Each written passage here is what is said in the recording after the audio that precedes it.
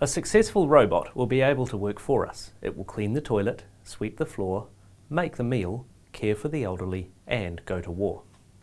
Why can't we build it? How far are we away from this? What is the problem? The problem is that every robot scheme crashes and burns. Why? Because people can't build any sort of intelligent robot. Not even a little physically disadvantaged, stupid, ugly one. They can't build a robot that can outwit a slug. If you know how to build an iPhone 1, then you can get to an iPhone 7. But the trick is building the first actual working machine. Steve Jobs built one, and 10 years later there were 2.5 billion of them. Before Newton's time, scientists couldn't ignore black magic. But after him, anybody could do physics. Well, almost anybody. There was a big picture. On a much humbler scale, we need a working theory of robots, and then we can all beaver away to do good stuff. So, what do we need? We need artificial vision, we need tool use, and we need artificial intelligence. When we have these, we can build a small, ugly robot that can do stuff, but mainly it can start improving. As we lay out the master plan, let's start with vision. Well, firstly, if you're a robot, before you can do anything, you have to find what it is that you are looking for. So you look around until you find it. How do you know you found it? Because you see it in the picture. And that's the first problem. Robots can't do that well enough to make a living. Once you've found it, you need to pick it up. And if you want to be a brain surgeon robot, you'd better be able to pick up a scalpel by the handle, not the other end.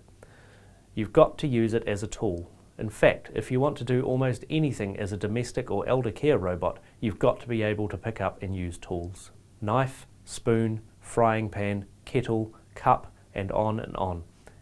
It turns out that if you can grip the tool exactly right, it all works well. For instance, if you grip the kettle exactly right, then you know exactly where the spout is, where the switch is, where the little light is, and you can fill the kettle and boil it.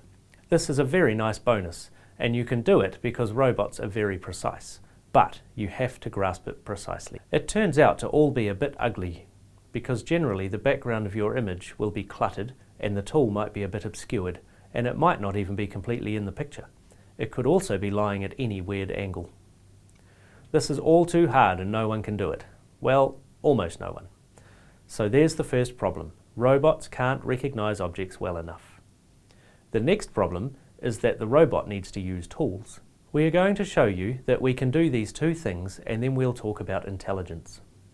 Firstly, here comes a set of examples where we recognize 4 household tools. They are big and irregular and not the sort of objects that researchers would tend to deal with.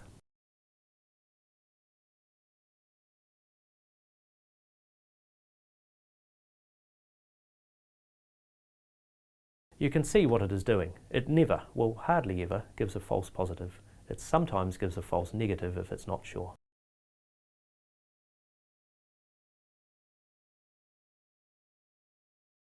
You can see that the pictures are getting more and more complicated and the objects are getting more and more obscured.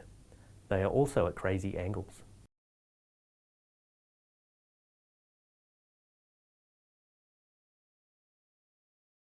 We've cut out processing time in this video, but with a GPU, the process should take under 1/10 of a second. It's a massively parallel problem. Enough already. We really can recognize objects. Now, what about tool use? In order to be sure that we grip the tool exactly right, we've put a device on each of the handles. This is a part of the handle that the gripper mates with. It is a handle as well as a place for the gripper to go to. A gripple, get it? As you can see, the gripper has a notch that mates with the gripple, and once it's in the robot's hand, that's it. It's locked up and the robot knows exactly where each part of the tool is, and it can then use it. These gripples are quite vivid, but they don't need to be. They can be very slick and designerish and made of gold and diamonds. But the point is that both humans and robots can use them. I'm going to put this kettle on the table in front of the robot. The robot will then firstly check that it's there and then pick it up correctly by the handle. You will notice that the white badge on the gripper points towards the spout so that it knows where to pour from. Now, I'm going to turn the kettle so that the spout points the other way, and again the robot will get it right. The robot picked it up with its left hand because it could. If it weren't possible, it would have picked it up with its right hand. It doesn't have the human problem of handedness.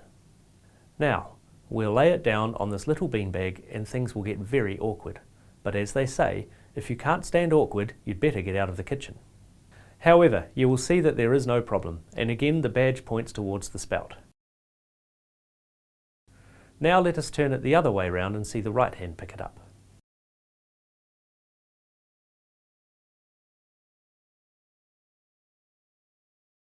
Here is a flashlight.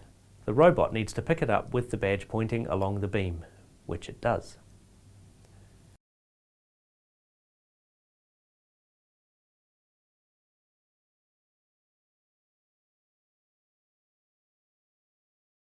Now I'll lay it sort of upside down and we'll see the robot is up to this challenge.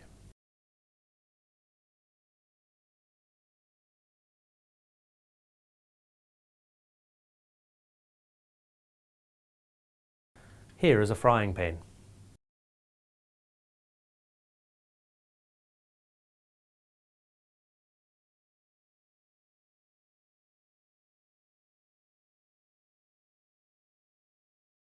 Here is a coffee plunger.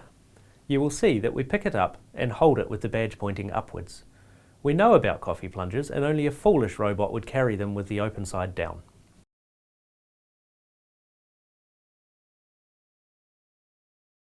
The point is that these objects are all tools and the robot has files on how to deal with them. Enough about tool use. We can do it. We really can. Back to the big picture. We've got vision and tool use under control, so this means that we can recognise objects and pick them up to use them as tools. But how will we know how to use them? Artificial intelligence, that's how. But it isn't easy. Firstly, we've got to figure out what artificial intelligence actually is. No kidding. The boffins really don't know. Here is a hint. It's not about decision trees. Secondly, we've got to figure out how we are going to invent intelligence. Well, intelligence all happens in the imagination, so we need to be able to imagine the world and then imagine changing it. And we have to know how the world works so that we don't imagine something silly. Remember, we need to outwit a slug, and who knows what a slug can imagine. Thirdly, the robot needs to make a plan to do whatever it needs to do with the skills and objects at hand. It sounds a bit like our own lives, doesn't it? Phew, that all sounds impossible, but don't worry, we've got it all under control. And programmed. And alpha tested. No kidding. Watch this space.